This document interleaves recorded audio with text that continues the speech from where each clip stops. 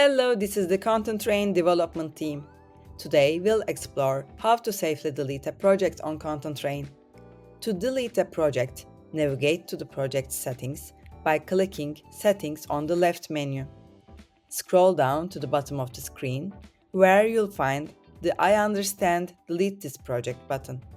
Click it and a confirmation model will appear.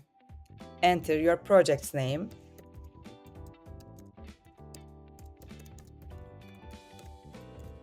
and when you click this button, your project will be permanently deleted.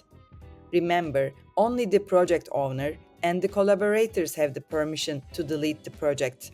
This action is restricted to other users. For further guidance, continue watching our walkthrough series.